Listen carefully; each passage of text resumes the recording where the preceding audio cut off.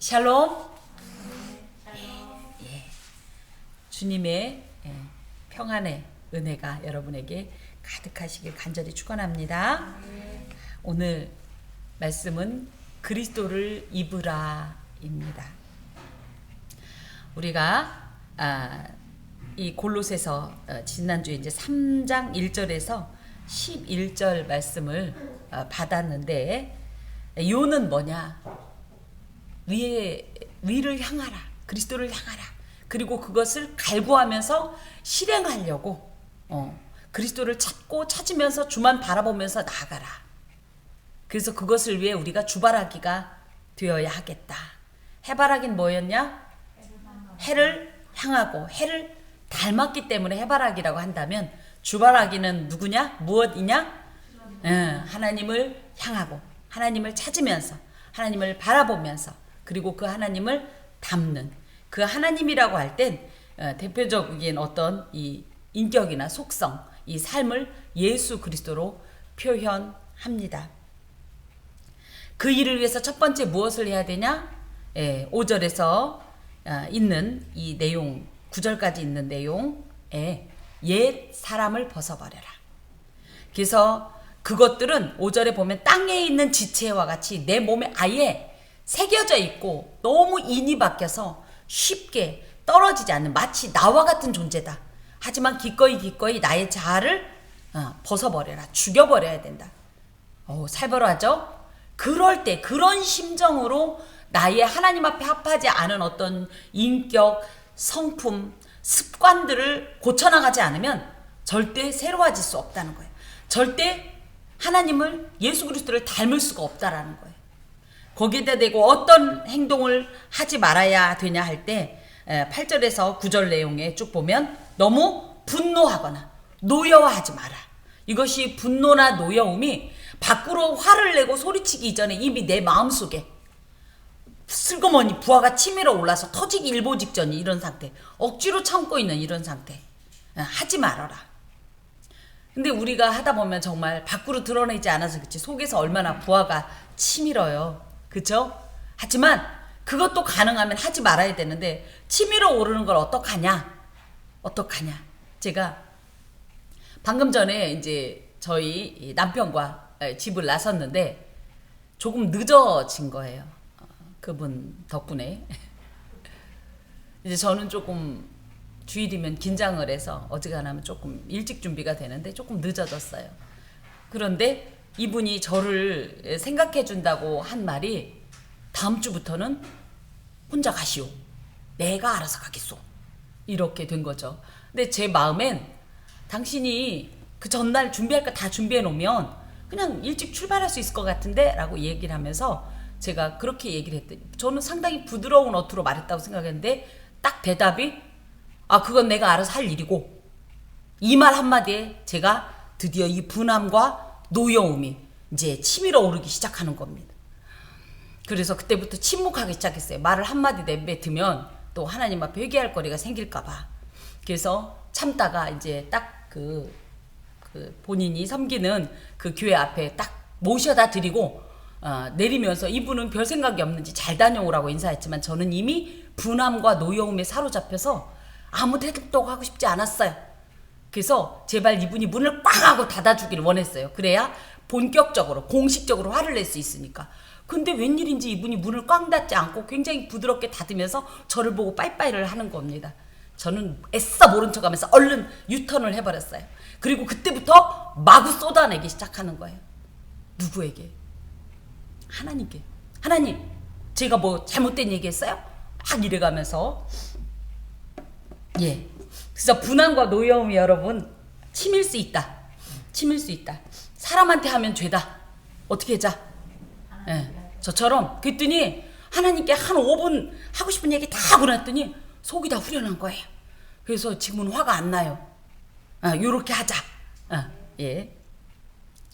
악의 비방, 너희 입의 부끄러운 말, 거짓말, 이런 모든 것을 철저하게 벗어버려야 한다. 그렇지 않으면 우리는 결코 하나님을 닮을 수 없다.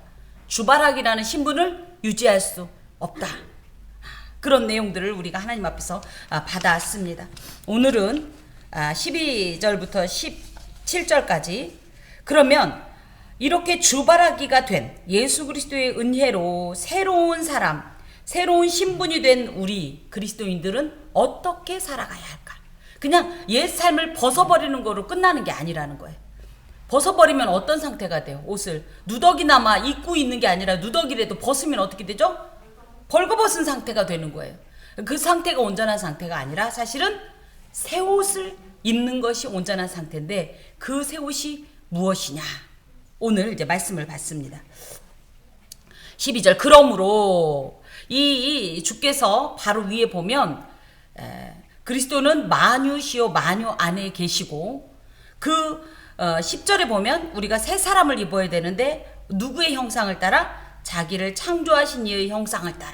그래서 하나님 예수 그리스도의 그 인격과 그 성품을 따라 외적으로나 내적으로나 점점점 성장하고 성숙해 가야 된다. 왜 그러냐? 너희는 하나님의 택하사 거룩하고 사랑받는 자가 되었기 때문이다. 신분이 변했다는 거예요. 신분이. 우리는 예전에 누구였다? 예, 죄의 자녀였고, 그래서 진노가 아주 정해져 있는 자였다. 예. 그런데 예수 그리스도의 은혜로 말미암아 우리는 이런 특별한 신분을 갖게 됐다. 그래서 성도의 신분을 규정하고 있는데, 첫 번째가 뭐냐? 하나님이 택하신 존재다. 하나님이 택하셨다는 건 예수 그리스도를 믿는 모든 사람으로 하나님의 구원하심에 예정된 존재들이다. 다만 여기서 조금 유의해야 될 것은, 어떤 원문에 보니까 이렇게 나와요. 그러니까 원문을 직역한 어떤 주석에는 맞다. 너희들은 하나님의 구원을 받기로 정해진 건 맞다. 그런데 이 받은 구원에 합당한 삶의 결과가 동반되지 않을 때는 하나님의 이 예정과 택정이 우리가 기대하는 어떤 구원의 결과로 미치지 못할 수도 있다.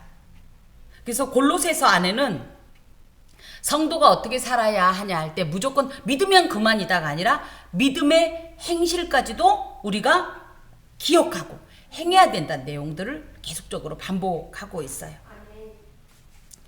우리는 하나님의 구원에 참여할 자로 예정된 건 맞습니다. 예정은 아직 완성된 건 아니에요. 그러나 아직 완전한 구원에 이르지 못했기 때문에 택하심 받은 자로서 합당하게 살 필요가 있습니다. 이것이 성도의 신분이고 의무입니다. 또 두 번째, 성도는 누구냐? 거룩한 존재다.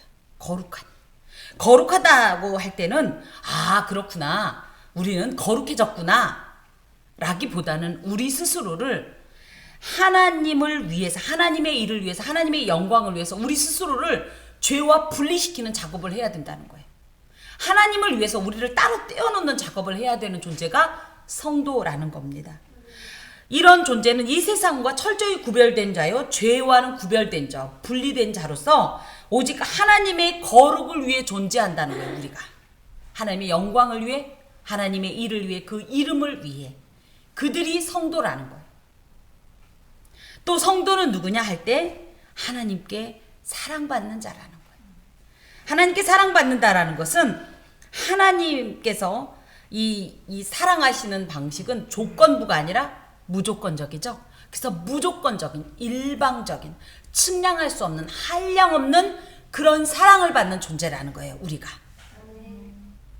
그렇기 때문에 한편으로는 우리가 이 일로 인해서 너무너무 기쁠 수 있지만, 이 속에는 하나님의 우리를 향한, 성도를 향한 기대감이 있어요. 이런 것들을 받는 너희, 이런 신분인 너희는 너 내게 무엇 주느냐? 내가 너를 택하였고, 내가 너를 거룩하게, 또 내가 너를 사랑하는 이 모든 것을 받은 너는 과연 나에게 무엇을 줄 것이냐 하는 어떤 하나님의 기대와 요구가 함께 들어 있습니다. 이 일은 너무너무 복되고 감사하며 기쁜 일이지만, 또 한편으론 이 하나님께서 주신 은사에 합당하게 행동하지 못할 때는 또 두려움도 앞섭니다. 방금 전에 우리가 참회의 공동 기도문을 아랠 때는 바로 이처럼 나를 택하시고 거룩하게 하시고 또 행하셨건만 나는 그렇게 행하지 못하였나이다 하는 이런 하나님 앞에서의 회개의 고백이거든요. 그럴 때 우리가 최대한 주 성령의 능력 안에서 그 감동 안에서 성도의 신분에 합당한 삶을 살아야 하겠습니다. 그러면서 자, 그런 성도는 어떤 존재가 되어야 되냐? 긍휼과 자비와 겸손과 온유와 오래 참음으로 옷 입은 자가 되어야 된다. 이거는 이제 총 5개인데요. 그렇게 따지면 5절에 있는 땅에 있는 지체라고 표현되어 있는 음란, 부정, 사욕, 악한 정욕, 탐심은 이 옛사람의 속성, 옛사람의 인격, 인간의 고유의 본성적인 어떤 이런 성품이라면 이 12절에 있는 이 5가지는 이 옛사람과 무관한 새로운 피조물에게 합당한 예수 그리스도의 인품, 예수 그리스도의 속성, 인격 등을 표현하고 있습니다. 그래서 이제 첫 번째 보면 그것이 뭐냐 하니까 긍휼입니다. 긍휼. 긍휼이 히브리어로는 라함이라고 얘기했어요. 그죠? 그래서 뭐라고요? 자궁. 그래서 엄마의 자궁 속에 있는 어린아이가 모든 것에서 보호받고 한량없이 이 공급받고, 그쵸? 사랑받는 그런 존재라는 뜻을 갖고 있고, 이 헬라어로 긍휼은요, 스플랑크나라는 표현이고요. 이제 여기에 더해서 스플랑크나 오익티르무라고 하는데요. 스플랑크나라는 말에 이 플랑크나라는 말은 감정의 자리란 뜻을 갖고 있는데, 이게 어디냐면 우리는 보통 감정이 어디에 있다고요? 의학적으로는 여기에 있는 건데 우리는 어디로 알고 있다고요? 예, 이 마음. 그래서 여기 심장이라고 알고 있는데 이 히브리 사람들은 이 창자 속에 이 감정의 자리가 있다고 생각을 했어요. 근데 이게 아주 틀린 소리는 아닌 게, 우리 스트레스 받으면 어떤 일이 있죠? 갑자기? 그죠? 장이 꼬이죠. 그래서 히브리 말들이 은근히 우리의 실생활에서 느끼는 것들과 연관이 많은 이런 표현들이 있습니다. 어찌됐든 이 긍휼이라는 말은요, 감정의 자리라는 뜻으로 부드러운 감정을 의미해요. 히브리 사람들은 창자에 있는 어떤 이런 감정, 창자라는 표현을 할 땐 부드러운 감정으로 친절함, 또 자비심, 동정심을 의미해요. 그런데 이 같은 말을 헬라 사람들은 사랑과 분노와 같은 격렬한 감정의 자리라고 생각한대요. 하지만 어찌됐든 이것이 헬라어지만 성경적으로는 그래서 어떤 동정심, 자비로움을 뜻합니다. 이런 긍휼의 마음은 사실은 하나님의 마음입니다. 하나님이 우리를 바라볼 때 늘 제가 그렇게 표현해요. 우리가 우리 자녀를 생각할 때 어떤 마음이 든다? 자녀가 너무 힘들어하고, 요즘 우리 자녀들 너무 힘들어하죠. 직장으로, 학업으로, 일이 자기 뜻대로 되지 않아서 여러 가지로, 또 그때그때마다의 어떤 통과해야 되는 어떤 의뢰들 때문에 힘들어할 때 우리는 그런 자녀를 보면 어떤 생각이 들어요? 짠하지 않나요? 아유, 물론 우리 자신도 그런 길을 겪어왔음에도 불구하고 내 자녀가 걷는 그 길이 너무 짠하고, 그래서 우리가 자녀를 두고 기도할 땐 그렇게 안쓰러워서 눈물이 나고, 그쵸? 차라리 내가 대신해 줬으면 하는 이런 어떤 그죠? 이런 어떤 연민의 감정, 동정의 감정이 있는 것처럼 하나님께도 그런 감정이 있어요. 사실은 우리에게 있어서 하나님께 있는 게 아니라 하나님께 있는 그것이 우리한테 온 건데, 이것이 바로 긍휼이라는 거예요. 그래서 늘 우리를 짠하게 보세요. 신약에 보면, 물론 구약에도 그런 표현이 있지만 예수님께서 무리를 보실 때 목자 없는 양과 같아서 어떻게 여긴다고 했냐면 불쌍히 여긴다는 표현이 있어요. 하나님께서 우리를 그렇게 불쌍히 여기시는 것처럼 예수께서도 우리를 그렇게 불쌍히 여기고 가엾게 여기는 마음이 있대요. 이걸 우리가 갖고 있어야 된대요.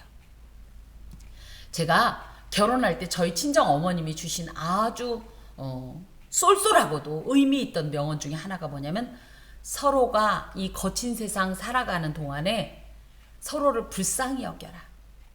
아내는, 그러니까 그렇죠? 여자는 여자대로 살림하랴, 애들 키우랴, 이런저런 일로 힘겨우니 불쌍하고, 또 남편은 남편대로 밖에서 그 모진 소리 들어가면서, 그 가슴 아픈 소리 들어가면서 그래도 처자식 먹여 살리겠다고 그렇게 힘겨운 거 내색도 못하고 남자라는 이유로 울지도 못하는 그런 마음을 불쌍하게 생각해라. 저는 그래서 그 마음을 늘 품어요. 그래서 할 수만 있으면 남편이 출근할 때 그 짠한 마음으로 최대한 용기를 주기 위해서 여러분도 꼭 그렇게 하셔야 돼요. 이건 숙제입니다. 꼭 안아주고요. 예. 그리고 저는 꼭 이렇게 뽀뽀를 해줍니다. 그리고 이거는 이제 제가 누군가한테 배운 건데요. 나가는 남편의 등을 이렇게 쓰다듬어 주래요. 등을 쓰다듬어. 여기가 이제 거룩한 강단이지만 그냥 뭐 하나님 앞에선 그것이 따로 터붓이 될 건 아니까 저는 나갈 때 꼭 엉덩이도 이렇게 추석추석 해줘. 이 목사가 이런 표현을 해도 괜찮죠? 네. 왜? 내 남편 당신이 앞으로 지금 이 문 밖을 나가는 순간부터 얼마나 힘에 겨울 건가? 얼마나 참 내가 이 나이에 저런 소리를 들어가면서 먹고 살려고 이러냐? 나 혼자 먹고 사는 거 얼마나 돼요? 근데 내 사랑하는 정말 가족을 위해서 내가 이런 헌신과 수고를 기꺼이 감당하기 위해서 나가는 그 마음에 힘을 내줘야 돼요. 그래서 설령 마음이 안 좋았어도 나가는 남편을 위해서 꼭 안아주시고 좀 등도 쓰다듬어 주시고 놀라운 게요. 등을 쓰다듬으면 어떤 일이냐면 엔돌핀이 나온답니다. 그래서 퇴근했을 때도 꼭 안아주시고 등을 쓰다듬어 주시고 예, 이런 거 합니다. 이것이 사실은 어떤 마음이에요? 여러 가지 마음도 있지만 그 중에 하나가 저도 하나님을 닮은 긍휼의 마음이에요. 이런 마음들이 또 남편에게만 있는 것이 아니라 우리 자녀에게도 또 우리 아내에게도 이렇게 서로가 있어야 합니다. 왜냐하면 이것이 하나님의 마음이기 때문입니다. 이것이 예수의 인격이기 때문입니다. 예수께서 우리를 불쌍히 여기지 않으셨으면 십자가를 지실 이유가 없지요. 그분이 오신 그 이유가 긍휼 때문입니다. 자, 두 번째 예수님의 인격 자비입니다. 자비라는 것은 자격이 없는 자에게 베풀어주는 놀라운 하나님의 은혜로 일방적인 하나님의 사랑을 뜻해요. 헤세드라고 하고요. 헬라어로는 히브리어로는 아가파오라고 하는데요. 예, 우리가 누군가를 사랑할 때 조건부로 사랑하면 그게 진짜 사랑이에요? 그죠? 무조건적인 사랑. 그런 사랑의 행위를 가져야 해요. 이것의 이 최대의 모범은 바로 예수 그리스도이십니다. 예수께서는 그 어떤 것도 바라지 않고 그 어떤 조건도 따지지 않고 이 땅에 기꺼이 사람의 몸을 입고 오셨고 또 예수님께 나온 자마다 돈을 주고 병을 고치거나 돈을 주고 뭐 복을 비는 기복적인 어떤 행동을 하거나 하지 않았어요. 그냥 예수님께 나오면 예수님께서는 값없이 그들에게 먹을 것을 주었고 병을 고쳐주셨고 위로해 주셨고 하나님의 말씀을 주셨어요. 자, 또 겸손입니다.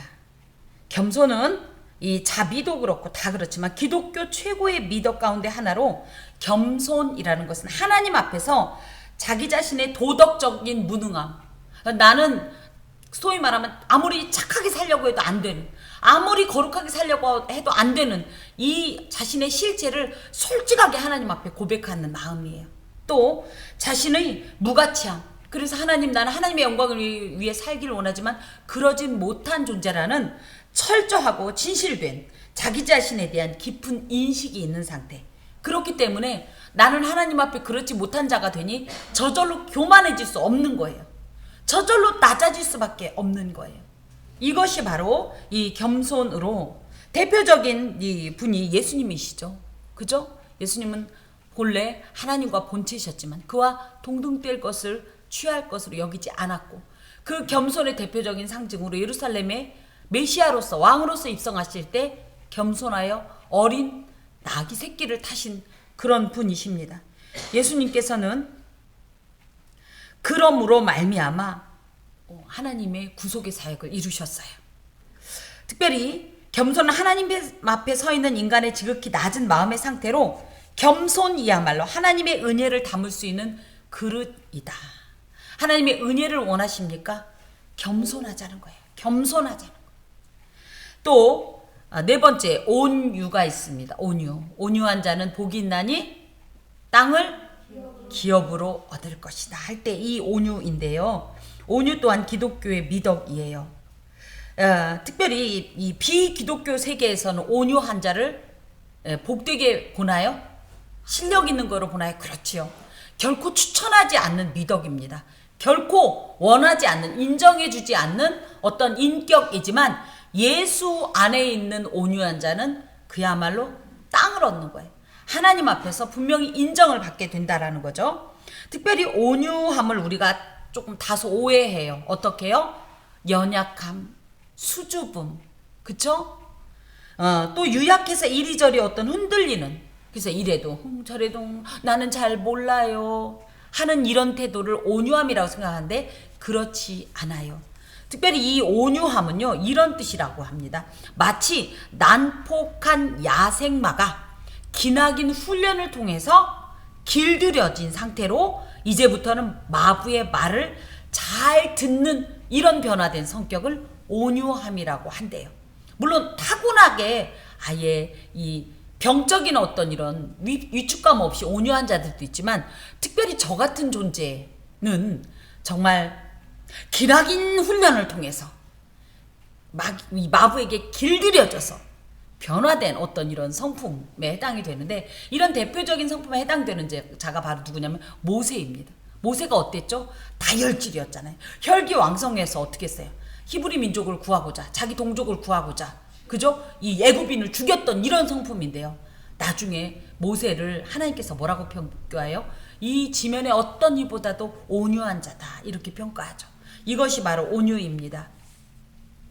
그러면 이 온유함은 무엇이냐 할 때, 이렇게 하나님 앞에서 긴 훈련을 통해서 이 변화된 성격으로 이제부터는 어떤 사람이 되냐면, 나의 성질과 나의 모든 생각은 다 버리고 내려놓고 하나님의 일하심만 믿고 바라보면서 조용히 하나님의 모든 것을 기다리는 마음이라고 해요.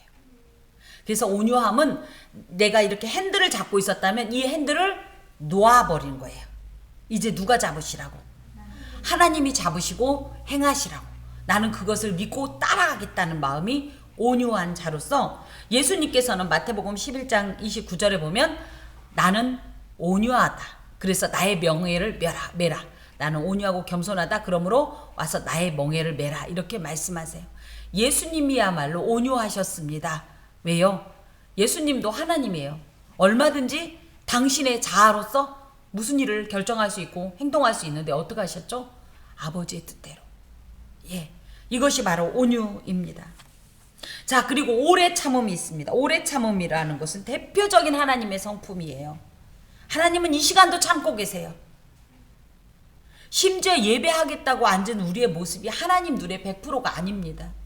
그러면 우린 일반적으로 어때요? 내 마음에 들지 않으면 어떻게 하죠? 그죠? 이 판을 뒤집어 엎거나 무언가를 수정하기 위해서 내 능력 되는 대로 뭐 말을 하든지 뭐 지적을 하든지 책망을 하든지 할 텐데, 하나님은 지금 일체 그걸 안 하고 계세요. 몰라서 안 하시는 것이 아니에요. 그냥 참고 계신 거예요. 그냥 부글부글 참으면서 그래 오늘 1 참았다, 내일 2, 모레 3 이런 참음이 아니라, 왜 참냐? 아니야, 너는 반드시 변화될 거야. 너는 반드시 하나님의 사람이 될 거야. 나의 사람으로, 나의 성품으로 새로워질 거야 라는 기대감으로 오래 참으시는 거예요. 이 오래 참음이 있어야 되는데, 오래 참음은 성급히 보복하지 않는 자기 억제로, 아까 이 온유함과 마찬가지로 자신의 판단은 내려놓고 하나님의 판단을 기다리는 어떤 이런 자세입니다. 이런 것으로 옷 입으라는 것은 긍휼, 자비, 겸손, 온유, 오래 참음으로 대표되어지는 예수님의 인격으로 변화되라. 우리가 예수 그리스도로 새로운 신분이 되었으니 이 신분에 합당한 자로 변화되라. 지금 이런 이야기입니다. 그래서 인격이 이렇게 변화되면 이제 이 인격이 어떤 영향을 미치냐 하면, 13절에 보니까 누가 누구에게 불만이 있거든. 우리가 살다 보면 반드시 어떤 불만이나 갈등의 상황이 있다는 거예요. 그때 이런 예수 그리스도의 인격으로 우리가 온전히 무장된 자, 또 변화된 자, 옷 입은 자는 어떤 행동을 해야 하냐면 서로 용납하여 피차 용서하는 행동을 해야 돼요. 여기에 용납한다라는 말은 받아준다는 거야. 받아준다. 우리 이렇게 얘기하죠. 그래, 내가 받아줄게. 받아준다. 이렇게 표현하죠. 이게 용납입니다. 또 견뎌준다는 뜻도 갖고 있어요. 견딘다는 건 뭐예요? 내 마음이 솔직히 그것을 받기 어려워도 그래도 기꺼이 참아준다는 뜻을 갖고 있어요. 그래서 계속적으로 지지해주겠다. 있는 모습 그대로 받아들여주겠다. 또 상대의 허물에 대해서 견뎌주면서 심지어 상대의 짐을 내가 대신 져주겠다. 이것이 용납의 마음입니다. 우리 사이에 사실은 사람이 관계 속에서 용납만 할 수 있어도 그렇게 심각한 문제는 일어나지 않을 거예요. 관계 속에서 그리스도인들이 어떤 행동을 해야 되냐? 용납하는 행동을 해야 된다. 그것이 바로보다 진정한 용서의 태도다. 용서라는 것은 카리조마이라는 말로 빚을 면제해주다는 뜻을 갖고 있어요. 자신에게 잘못한 사람에게 그 자신에게 잘못했다는 것은 그 상대가 나한테 마음에 빚을 진 거죠. 이것을 내가 아무 조건 없이 변제해준다는 거, 없애준다는 뜻을 갖고 있어요. 이것이 용서예요. 이 용서의 또 모범이 누구십니까? 예수 그리스도이십니다. 주님은 십자가에서 운명하시기 전 자신을 해하던 군병들까지도 용서하셨고요. 제자들이 몇 번 용서해 줄까요? 했을 때 마태복음 18장에 보면 7번씩 할지라도 그래서 그래 이번에 예를 들어 49번이다 그러면 그래 오늘 48번 넌 다음까지다 이게 아니라 끝도 없는 용서를 의미해요.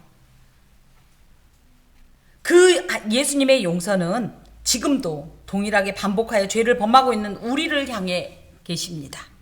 그렇다면 우리는 또 어떻게 해야 되냐? 그 용서를 받은 우리는 그 용서를 사랑하는 모든 이런 가족과 이웃에게 이 관계 속에서 실행을 해야 되겠죠. 그래서 이 용서는 무엇으로 가능하냐 하면 바로 위에 있었던 오래 참음으로 가능합니다.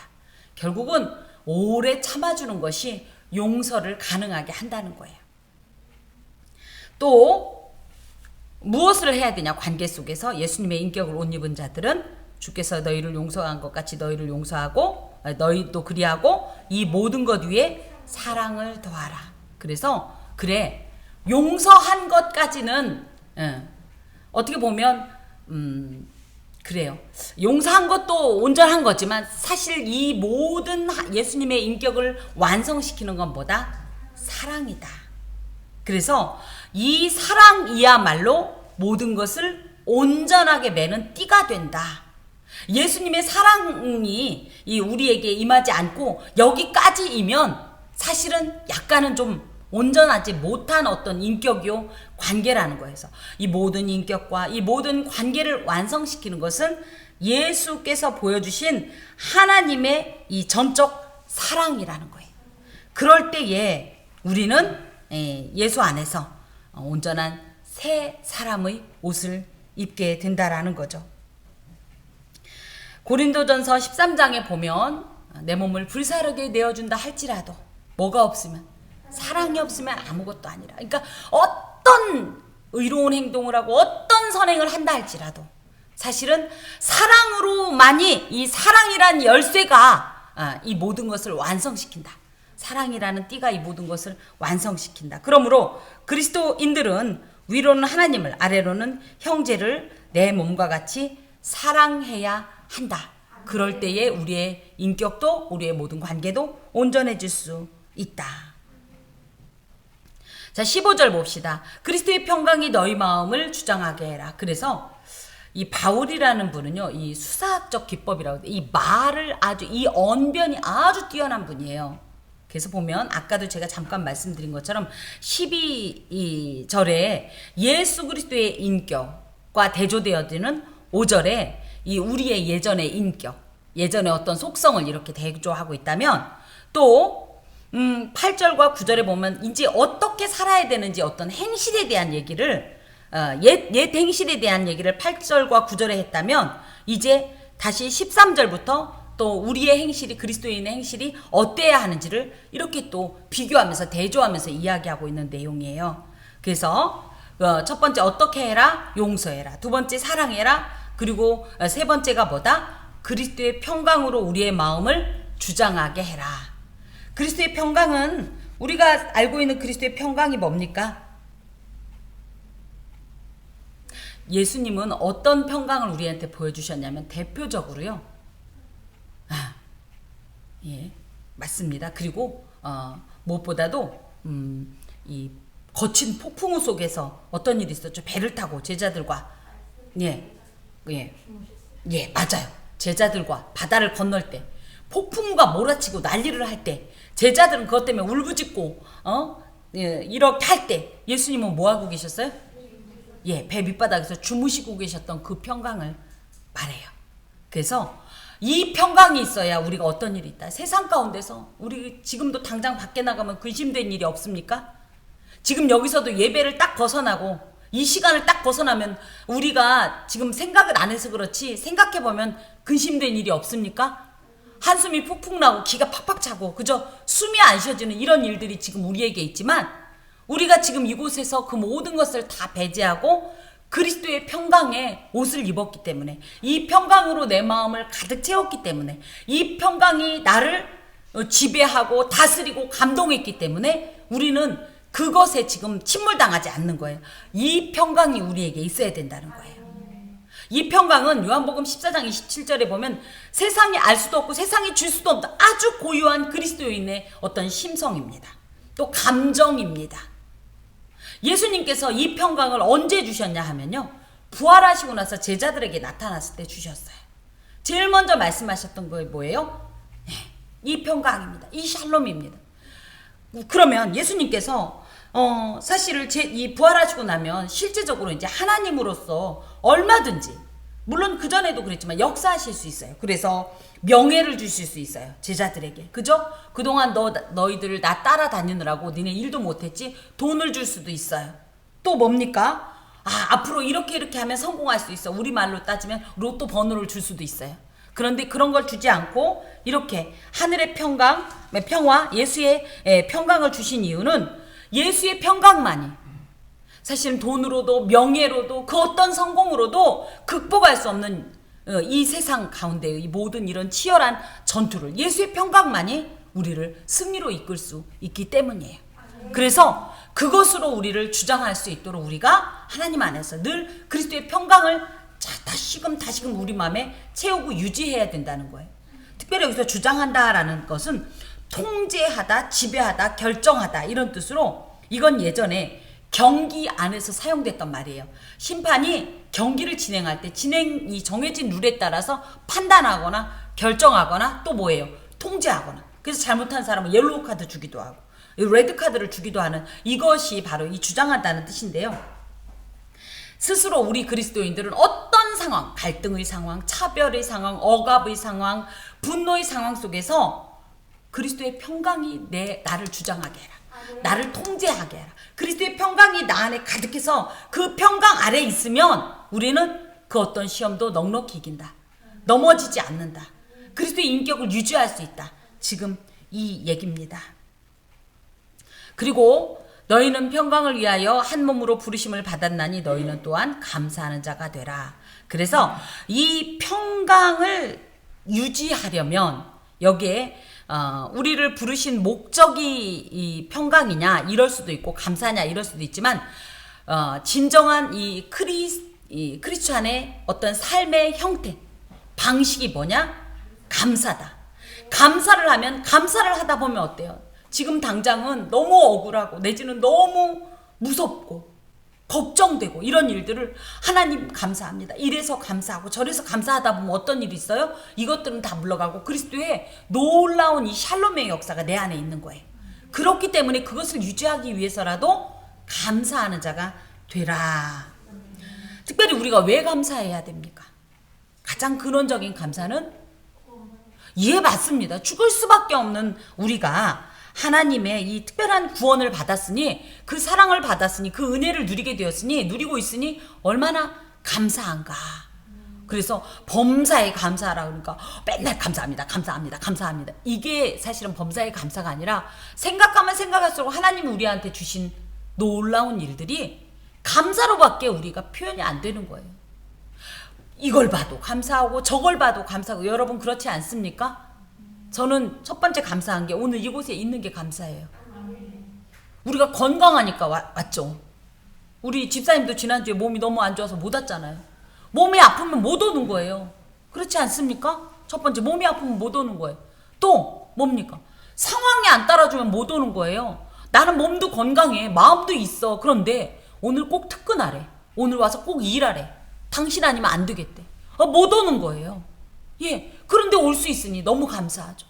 무엇보다도 우리에게 믿음이 있으니 감사하죠. 믿음이 없으면 우리가 올 수 있습니까? 하나님께서 아무리 깨우고 일어나라, 교회 가라, 엉덩이를 아무리 두들겨도요, 우리가요 의지적으로 나 안 갈래요 하면 끝이에요. 그런데 하나님께서 믿음을 주셔서 이곳에 온 것도 감사하죠. 생각하면 우리의 자녀의 일도 감사한 거예요. 물론 우리 마음엔 안 찰 수 있어요. 마음엔 안 찰 수 있어요. 우리 누구 말 맞다는 우리 승에는 안 찰 수 있어요. 근데 상관없어요. 왜? 그 자녀는 그 자녀에게 주신 하나님의 이런 어떤 고유한 어떤 명령이 있고요. 기대가 있고요. 사역이 있는 거예요. 지금의 상태를 보면 우리는 아이고 저걸로 무슨 일을, 우린 걱정하지 마세요. 하나님께는 다 계획이 있다고 제가 그랬잖아요. 이런 일을 생각한다면 오늘의 일뿐 아니라 어제 일뿐 아니라 내일의 일, 미래의 일로 인하여서 우리 미리 감사할 수 있는 거예요. 감사로 기도의 시간을 2시간, 3시간을 채울 수 있는 것이 우리의 현재 상태란 말이에요. 그러니 이런 감사를 끊임없이 우리 가운데 품고 살아야 한다는 거예요. 특별히 이 감사는 놀라운 게요, 하나님과 화평을 누리게 합니다. 하나님께 감사하다 보면 하나님과의 이런 관계가요 정말 진정한 이런 샬롬의 관계가 되는 거예요. 또 이 감사를 하다 보면 우리가 삶 속에서 감사하면 어떤 일이 있냐, 우리가 입술에 늘 감사를 이렇게 달아보세요. 그럼 아무 일도 아닌데 감사합니다, 감사합니다. 그러다 보면 사랑과도 어때요? 예, 사랑과도 이 하나님의 샬롬을 함께 누리게 돼요. 또 이 감사를 하게 되면 어떤 역사가 있냐면요, 나랑도 친하게 돼요. 감사하다 보면 내 마음이 어때요? 끊임없이 떠오르던 어떤 분노들, 또 자책감도 무시 못합니다. 왜 그랬을까 이 바보, 내가 이래서 저랬나, 나 때문인가, 이런 것들도 감사를 하다 보면 극복이 되면서 나와도 사이좋게 돼요. 하나님은요 내가 나를 미워하는 걸 원하지 않으세요. 내가 하나님 안에서 내가 나를 사랑하기를 원하세요. 나와 내가 화평하기를 원하세요. 이것의 비결이 뭐다? 감사해요. 자, 우리 한번 연습해 볼게요. 하나님께 감사합니다. 큰 소리로 시작. 하나님께 감사합니다. 그리고 여러분에게 집사님께 감사합니다. 빨리. 집사님. 예. 또 여보에게도 감사하세요. 빨리. 여보에게 감사합니다. 친구에게 감사합니다. 그리고 또 나에게도 고마워. 나에게 감사라는 표현은 그렇죠. 나 고마워. 나야 고마워. 누구라고? 나 누구라고 얘기하고. 시작. 제라나 고마워. 어이구 나가고 있습니다. 좋습니다. 세포야 고마워. 예. 이런 감사의 이 어떤 이런 일종의 거룩한 습관들이 우리로 하여금 그리스도의 평강을 누리게 하는 거예요. 그래서 바울은 이런 것을 지금 권하고 있습니다. 자, 16절에 보니까 그리고 또 뭘 해야 되냐? 그리스도인의 행동은 그리스도의 말씀이 우리 속에 풍성하게 거하게 해야 돼요. 그리스도의 말씀은 무엇이냐? 그리스도의 말씀은 첫 번째, 신앙인을 변화시키는 근본적인 능력입니다. 주님의 말씀이요. 자, 이 말씀은 무엇이라고 그랬어요? 그냥 말하다라는 이 동사를 넘어서서 천지를 창조하신 능력이에요. 창조의 능력이에요. 그래서 그리스도의 말씀이 우리 안에 들어오면 어떤 일이 있어요? 예전에 내가 아닌, 그죠? 예전에 죄 짓는 거 좋아하고 하나님 속상하게 하던 내가 아닌 누가 되는 거예요? 거룩하고 하나님의 사랑받는 자처럼 하나님의 택함받는 자처럼 살아가게 하는 진정한 능력이 돼요. 이 하나님의 말씀이 우리 안에 있으면 나를 변화시킵니다. 또 하나님의 말씀은 누구냐 할 때 신앙인에게 있어 우리에게 있어서 무엇이 옳은지 무엇이 그른지를 알게 하는 중요한 기준점이 됩니다. 그리고 무엇을 해야 하나님을 기쁘시게 할 수 있는지 지혜로운 어떤 말씀이 됩니다. 성도들의 이 길과 방향을 가르쳐주는 등불과 빛이 된다라고 시편 119편 105절에 말씀하셨어요. 그래서 우리가 이 말씀을 풍성하게 고하게 하면 온전한 하나님의 사람으로 살게 됩니다. 근데 여기서 조금 다시 한번 생각할 것이 너희 속에라는 표현이에요. 너희 속에. 너희 속에, 그러니까 우리는 첫 번째 어떻게 받아들여요? 내 개인적으로. 그죠? 맞습니다. 내 개인적으로도 여호와의 말씀이 우리 안에 풍성하면 놀라운 역사를 이룹니다. 이 안엔 또 이런 의미도 있어요. 너희들 속에, 공동체 속에, 우리 속에, 이런 뜻도 있어요.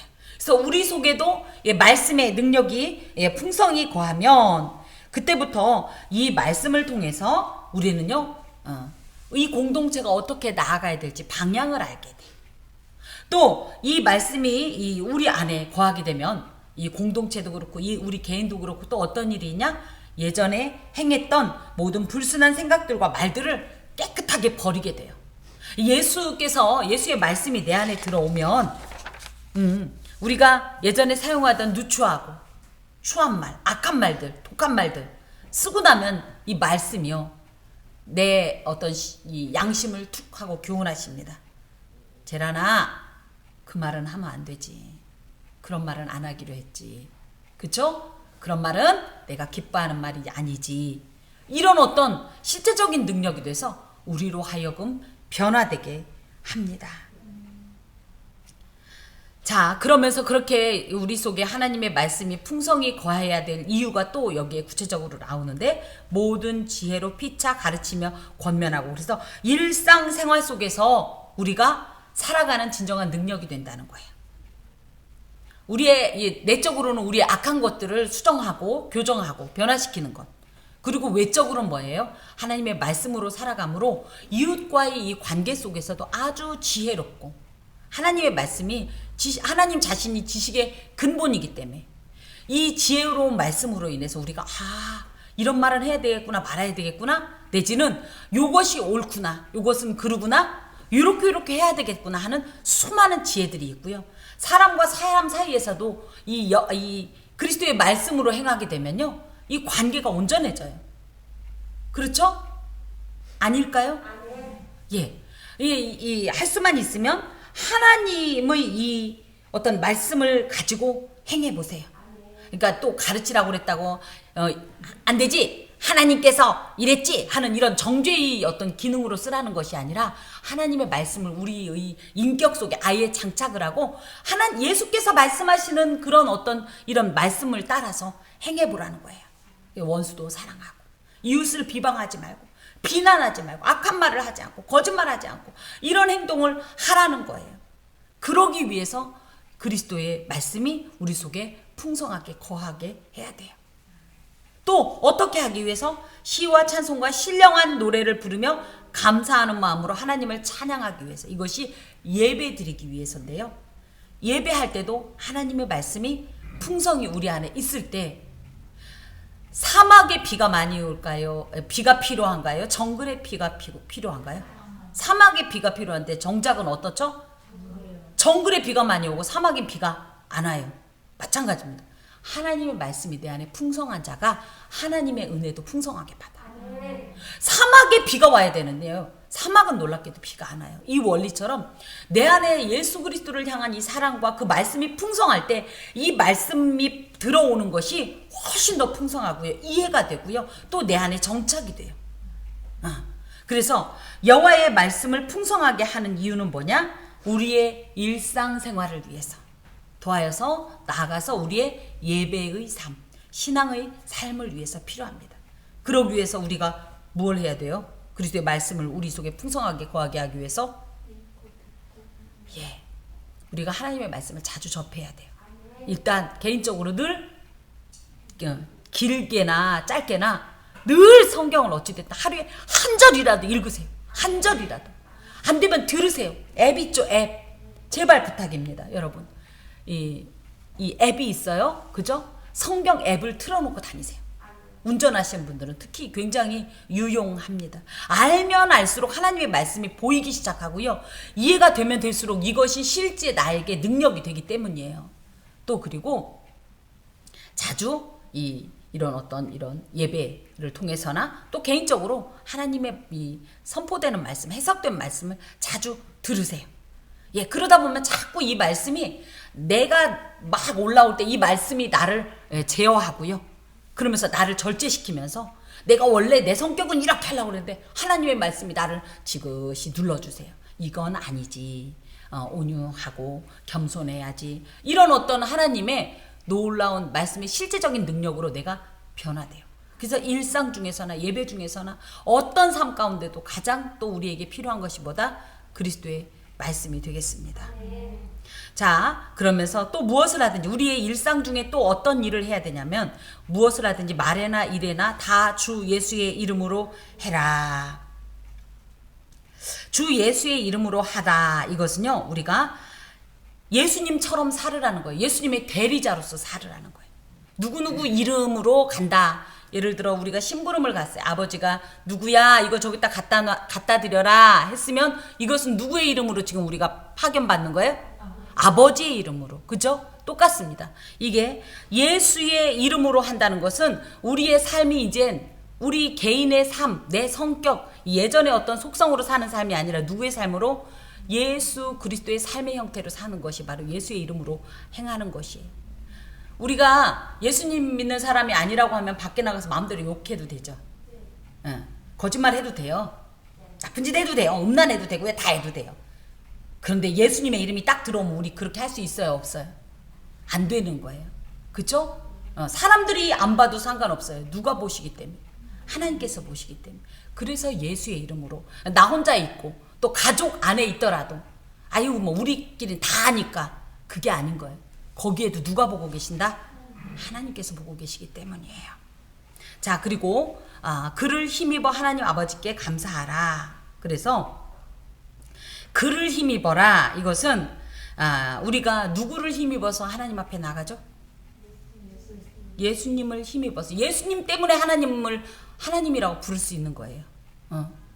그런 것처럼 우리가 모든 일에 있어서 예수님 때문에 어떤 일을 행하고 또 예수님 때문에 감사한 일을 기억하면서 그 일들을 특별히 하나님 앞에 지속적으로 반복적으로 행해라. 그것이 바로 감사다. 감사라는 것은 모든 삶을 인도하실 것을 믿고 범사에 누리는 놀라운 믿음의 외적 표시다. 이렇게 되어 있고요. 성숙한 그리스도인이라면 반드시 행해야 될 신앙의 필수적인 요소다. 우리 입술에 무엇을 감사를 이렇게 지속적으로 달아야 돼요. 12절과 12절에서 17절이 긴 내용이 아닌데도 불구하고 이곳에 계속적으로 반복되는 말이 감사하라는 말이에요. 이 감사는 또 성령 충만의 정도를 검증하는 가장 좋은 리트머스 시험지로서 성숙한 신앙인은 기꺼이 감사하는 자래요. 오히려 감사가 없는 자는 미성숙한 신앙인이다 라고 얘기합니다. 자, 왕자와 거지라는 외래 이 동화를 알고 계시죠? 예. 왕자와 거지가 얼굴이 똑같이 생겼죠? 근데 그들을 구분한 게 뭐예요? 옷이었어요. 기억하시죠? 혹시 처음 듣는 분을 위해 제가 짧게 말씀을 드릴게요. 왕자가 있었어요. 거지가 있었어요. 이 둘은 얼굴이 똑같았어요. 그러던 어느 날 왕자와 거지가 왕궁 앞에서 만났어요. 그래가지고 왕자는 거지의 삶을 한번 체험해보고 싶었어요. 그래갖고 왕자가 명령합니다. 야, 옷 벗어. 그래가지고 거지가 왕자랑 옷을 바꿔 입었어요. 옷을 바꿔 입는 순간 갑자기 왕자였던 거지는 왕궁을 못 들어가고 쫓겨나고, 그죠? 거지였던 왕자는 어떻게 됐어요? 자긴 거지인데 어디로 들어가죠? 왕궁으로 들어갔어요. 아무리 이 왕자였던 거지가 거지 옷을 입고 가서 내가 왕자라고 어험 이리 오너라 저리 가거라 아무리 말해도 먹히지 않았어요. 거지는 사실은 실상은 거지인데도 왕자 옷을 입고 있으니까 어땠죠? 예. 모든 것이 진짜 이 왕자의 삶을 누리게 된 거예요. 우리가 예수 그리스도 안에 들어왔다라는 것은 이런 겁니다. 우리는 원래는 그런 존재였어요. 하지만 왕자의 옷을 입고 나니 이제부터는 어떻게 살아요? 거지처럼 살 수 있어요? 예, 왕복을 입은 왕자의 삶을 사는 거예요. 그런데 예수 믿는다고 하면서도 자꾸만 옛날 거짓 습성대로 그죠? 옛 누더기를 입고 산다면 아직 우리는 거진 겁니다. 여러분, 내가 거진지 왕자인지 한번 생각해 보세요. 신앙인이란 하나님께서 택하시고 거룩하고 사랑받는 자로서 하나님의 기대와 요구를 따라 사는 존재예요. 그러기 위해서는 예수님의 귀한 이런 인격을 본받아야 하겠습니다. 그런데 이걸 본받아야겠습니다 하고 그냥 그렇지 하고 벽장 속에 넣지 말고 한번 살펴보세요. 12절 긍휼, 자비, 겸손, 온유, 오래 참음, 용서, 사랑, 평강, 감사. 이 모든 것 중에 나는 뭐가 제일 취약한 것 같아요? 나는 특히 뭐가 취약하다. 나는 사람들을 불쌍하게 생각을 안 해. 나는 사랑이 없어. 난 교만해. 나는 온유하지 못해. 난 못 참아. 뭐 있을 거 아니에요. 저는 제가 생각할 때 긍휼이 있어요. 자비도 있고요. 겸손은 좀 세목표시. 온유, 이거는 많이 어려워요. 오래 참음, 이거는 정말 어려워요. 이렇게 여러분 말씀 하나하나를 마음에다 탁탁 부딪혀보세요. 내가 이 부분은 좀 된다. 이 부분은 좀 안 된다. 그럼 어떻게 돼요? 훈련 기간이기 때문에 안 되는 부분을 더 집중해서 연단을 스스로 하세요. 받으세요. 성령님의 도우심을 구하세요. 성령께서는 도와주세요. 못 참아. 근데 성령께서 참아라 이러시는 거예요. 그러면서 조금씩 우리가 왕복에 합당한 예수 그리스도의 복장에 합당한 그냥 신분이 아니라 진짜 그런 사람으로 변화될 수가 있는 겁니다. 예로부터 옷은 신분을 의미해요. 여러분, 저도 이렇게 딱 옷을 입고 있으니까 누구예요? 목사인 겁니다. 그러니까 이 옷을 입고 나서 안 목사처럼 살 수가 있을까요? 목사로 살아야 되는 거예요. 검사 복장을 입고서 도둑질하면 되겠어요? 그죠? 또 뭡니까? 왕복을 입고 신하처럼 굽신거리면 되겠어요? 다 각자에게마다 어떤 이 신분을 상징하는 의복이 있는데 우리는 어떤 신분이에요? 하나님의 자녀로서 예수 그리스도의 옷을 입은 존재들입니다. 우리의 진정한 패션은 예수 그리스도의 인격이에요. 사람들은 우리를 예수님 믿는다는데 요즘은 특히 우리 성경도 안 들고 다니잖아요. 그죠? 그럼 뭘 보고서 예수님 믿는지 알겠어요? 우리의 패션을 보고 아는 거예요. 우리의 패션은 뭐다? 예수 그리스도의 인격이다. 저 사람 역시 그래서 당신은 예수쟁이구나 할 만한 그런 진정한 예수 그리스도의 옷을 입는 저와 여러분이 됩시다. 기도합시다. 주여 감사합니다. 우리의 옷을 하나님께서 옛날 옷을 벗겨주시고 새 옷을 입혀주셨나이다.